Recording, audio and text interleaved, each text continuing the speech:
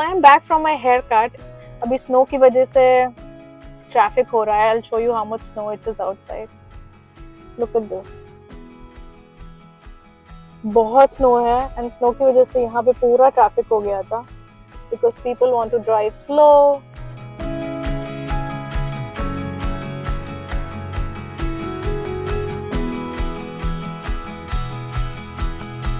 Bus stop के around कितनी snow है. आई थिंक इतना स्नो टोरंटो के अराउंड रेयरली पड़ता है. लास्ट ईयर तो बिल्कुल ही स्नो नहीं था बट इस ईयर तो इट्स क्रेजी.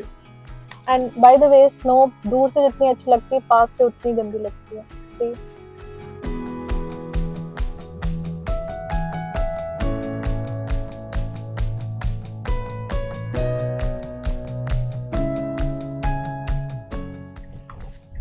ये घर के पास कितने स्नो के पाइल्स बने हुए हैं.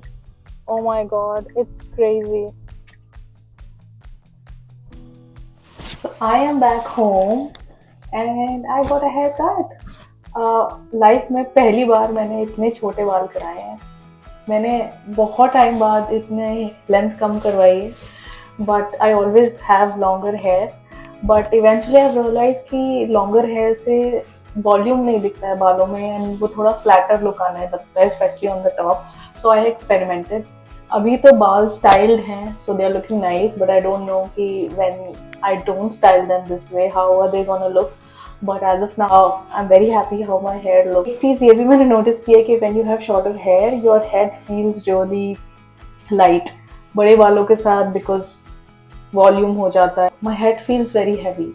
एंड शैम्पू करना ओ माई गॉड शैम्पू वाले दिन इट्स सो डिफिकल्ट क्योंकि इतने हैवी बालों को धो के सुखाना is a task. So that's why I am really excited कि अब shampoo days will be better and it will be easier to manage shorter hair. And now I am going to make some ghee क्योंकि मेरे घर पे घी खत्म हो गया है एंड घी मैं घर पे ही बनाती हूँ. बाहर का घी I don't like it that much because I don't know बाहर का घी जब मैं लाती हूँ तो कुछ दिन बाद उसमें एक अलग टाइप की स्टिंक आने लगती है. थोड़ी सी बदबू आ जाती है and it could be just me. So I prefer making my ghee with butter. बहुत ही जल्दी बन जाता है. It's literally a 15-minute job and it kind of lasts for months. So let's go check that out. And घी बनाने के लिए I use this unsalted butter. This is from brand called natural. ये भी कॉस्को में मिल जाता है though we can find it in any store but again we do bulk of our shopping from Costco. So we pick up 2 bricks of unsalted butter and ये इससे जो घी बनता है kind of last us for around 4-5 months. घी बनाना is very simple. You boil the butter until the milk solids kind of separate और वो नीचे सेटल डाउन हो जाए पैन में and then you strain it and use it.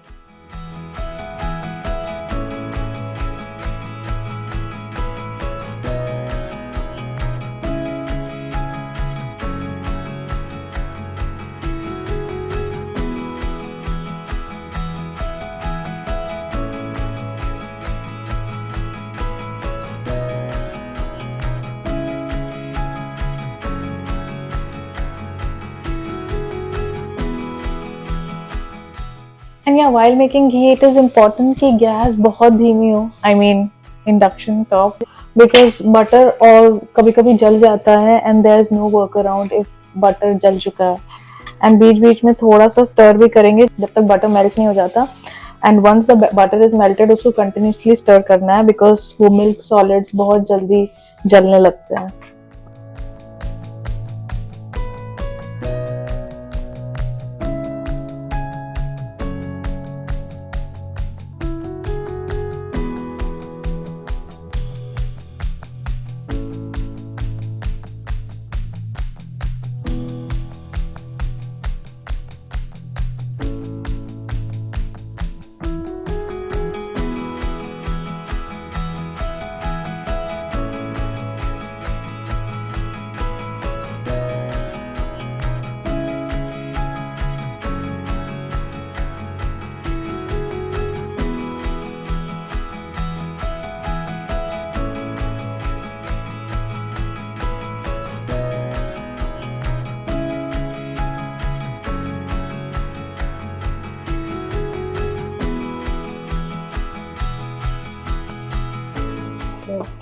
Okay so ये जो मिल्क सॉलिड्स हैं ये काफ़ी ब्राउन, डार्क ब्राउन हो गए हैं, if you can see, and this is the right time to kind of stop heating ghee.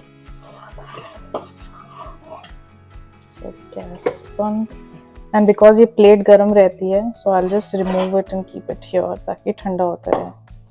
And इसमें थोड़ा सा ठंडे पानी के ड्रॉप्स डालेंगे, एंड बहुत केयरफुल रहना है क्योंकि कभी कभी पूरा वो बॉईल होके ऊपर आ जाता है, एंड मैंने बहुत बार क्लीन किया है पानी डालने के बाद.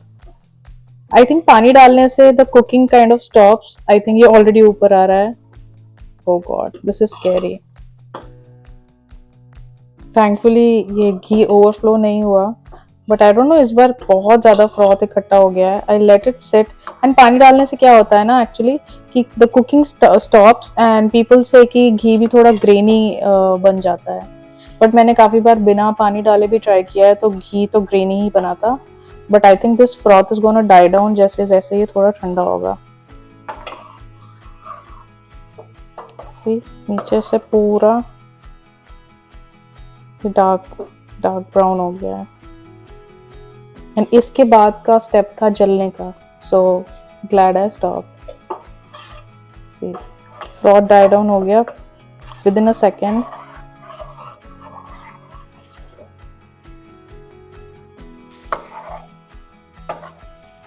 नेक्स्ट डे वेदर प्रेडिक्शन में स्नो स्टॉर्म वार्निंग थी and snow storms are really dangerous. सारे रोड्स ब्लॉक हो जाते हैं, कार्स फंस जाती हैं and the roads become super slippery and accident होने का बहुत खतरा है. So we thought we'll do all our groceries and we headed to Costco immediately.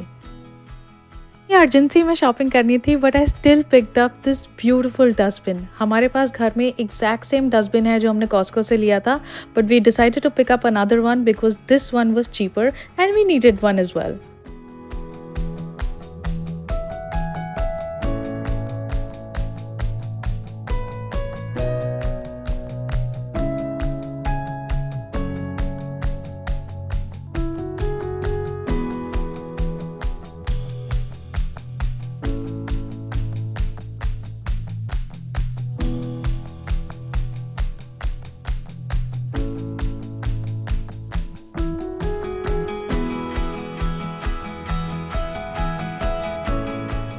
Husband के साथ I picked up some regular stuff as well, like these blackberries, tomatoes, black grapes. मुझे खजूर बिल्कुल पसंद नहीं है but these dates are super tasty. ये बहुत juicy हैं somehow. And also picked up these keto bars. रात हो चुकी थी इसलिए we quickly headed home. This is day 2 and we are heading out. यहाँ पे snowstorm आया हुआ है and पिछले 3 दिनों से continuously बहुत snowfall हो रहा है. I mean literally February में कभी मैंने इन 4-5 सालों में टोरंटो और GTA एरिया में कभी इतनी स्नो नहीं देखी है. हर जगह सिर्फ स्नो है एंड मौसम चेंज होने की जगह, विंटर कम होने की जगह बढ़ता जा रहा है. एंड एक्चुअली आज टेम्परेचर था -4 डिग्रीज बट विंडी इतना था कि it felt like -11. And -11 temperature तो ठीक है, it's not that bad, but then the snow that came along, oh my god, it is crazy. And आज 15 February को जो tax rebate चल रही थी grocery items पे कनाडा में वो खत्म होने वाली है. So everyone's rushing to stock as much groceries as possible. And yeah, we also thought कि before snowstorm और ज़्यादा हो जाए and बिल्कुल ही movement possible ना हो, we thought we'll pick up some essential stuff. So let's go to Freshco. ये धनिया बहुत फ्रेश है and I simply love it, but it is so expensive here. It is almost $1 per bunch.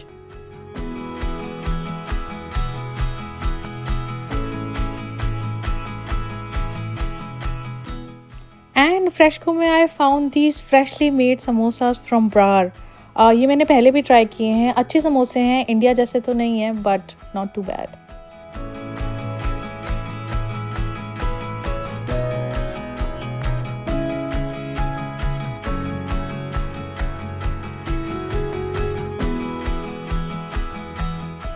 And सारी shopping करने के बाद याद आया कि I also had to pick up some seeds like flax seeds, chia seeds, pumpkin seeds, sunflower seeds. और यहाँ पे इतनी वैरायटी थी कि I was getting so confused कि कौन से लूँ. एंड सनफ्लावर सीड्स में भी इतने ऑप्शन थे, roasted versus raw, salted, unsalted, oil roasted, oven roasted. Oh my god.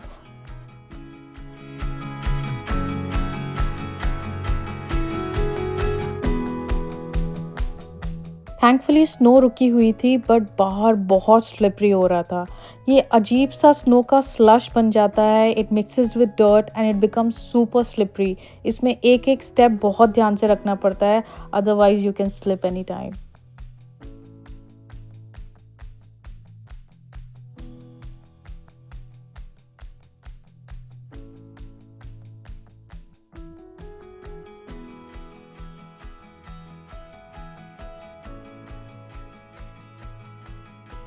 जो लोग चल रहे हैं रोड पे उनका राइट ऑफ वे है, so you have to stop your car and let them pass. This is mandated by law. We are back home and जाने से पहले we shovelled all the snow, but फिर से driveway snow से covered है। Driveway से snow shovel करके हम साइड्स पे डाल देते हैं, पाइल कर देते हैं, बट ये स्नो का mountain it's almost my height now. क्योंकि स्नोफॉल हो रहा है 3 दिनों से, इसलिए हमारे घर का एंट्रेंस ब्लॉक हो जाता है एंड स्नो से पूरा कवर हो जाता है, इसलिए स्नो कंटिन्यूसली हटानी पड़ती है। एंड बाय द वे, जो मैं सीड्स और डेट्स लाई थी वो ये लड्डू बनाने के लिए लाई थी। These laddoos are super easy to make and mummy से मैंने सीखा है ये बनाना। They are power packed, sugar free and super super tasty. पूरी रात स्नोफॉल हो रही थी because it was a snow storm and I see ये आइस के आइसिकल्स बन गए हैं। Oh my God, they are so pointy and sharp and they kind of look very dangerous. दिन में मैंने देखा कि ये कार स्नो में फंस चुकी थी। I think the car broke down, it wasn't moving. ये राउंड 2 है स्नो शवलिंग का। इस बार तो डोर तक इतनी स्नो आ गई and if you don't remove the snow immediately इतना पाइलअप हो जाता है कि इतनी हैवी स्नो उठा के शवल करना is not practically possible. So continuously हर 2-3 घंटे पे स्नो शवल करना पड़ता है। It's quite a task actually. जितना स्नोफॉल अच्छा लगता है उतना ही मेंटेनेंस इज़ डिफ़िकल्ट।